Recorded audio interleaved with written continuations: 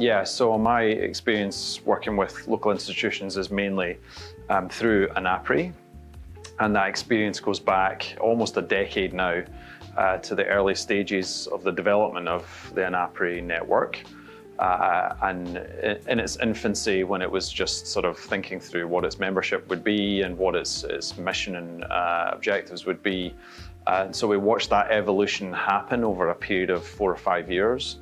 And then we started to actually invest in ANAPRI in 2017 through a partnership with BFAP, Tegameo, Sokowini, more recently Mapata, in the PPVC, the Policy Prioritization Through Value Chain Analysis project.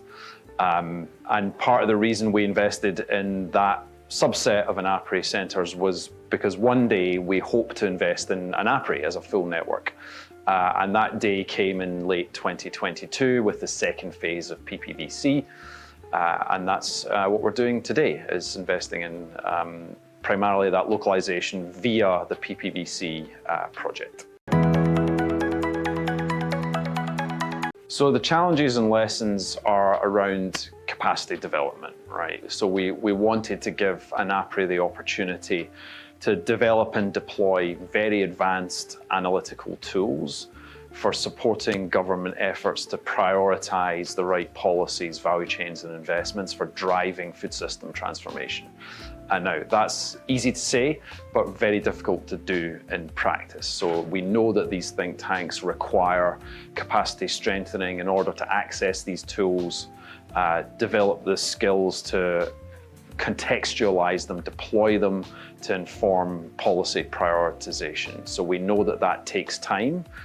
So that challenge of capacity development requires patience on the part of development partners, on the parts of governments, but we're seeing it bear fruit now. We're seeing the impact of those investments going all the way back to 2017, 2018, and then more recently when we've expanded it in 2022. So the key challenges really around capacity development and the time that that takes, but when it works, it's great. Yeah. So in terms of what I think Pan-African organisations like ANAPRI are doing right, is telling your story. So events like the Stakeholder Conference this week here in Dakar is a very good forum for ANAPRI to promote what its centres are, what they offer to governments in support of government policy agendas, and to really shine a light on this emerging technical capacity on the continent for supporting government efforts around their own agendas and figuring out what the right policies, investments, value chains are for achieving those food system objectives that governments have. So that is something that, as a Pan-African organisation, ANAPRI is doing well. Where it's still quite challenging is being demand responsive, and that means being very targeted with the types of analysis that ANAPRI brings to governments to help governments solve the policy problems that they are facing today. As a research organisation or a set of research centres, it's natural to take time over research generation and communication, but sometimes governments need answers tomorrow.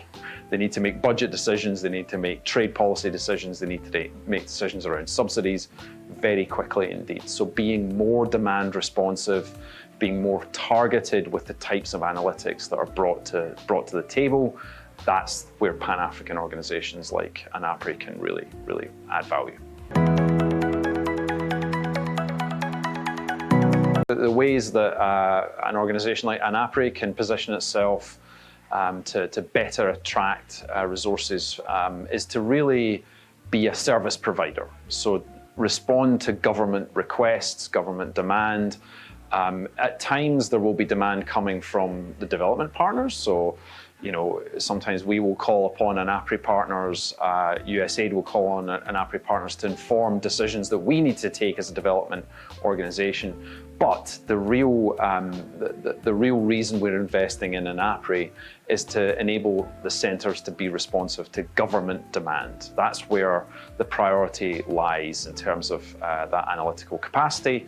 And we absolutely think that ANAPRI has a key role to play in being positioning itself as a service provider on analytics to governments.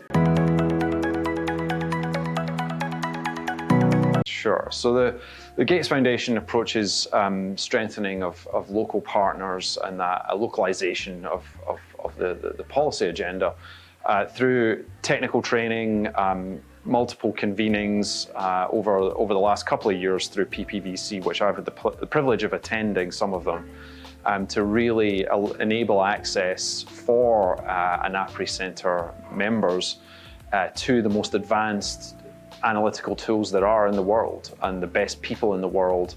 And some of those tools are being generated by ANAPRI centres themselves on the continent. Others are being generated by international partners like IFPRI. But the network itself is very capable now of creating these tools, deploying them, and making sure that they are informing policy prioritization and decision making. So that localization comes from within. Right, the partners learning from one another, sharing experience, sharing analysis, sharing data, running the stakeholder conference. These are all part of the bigger agenda of localization.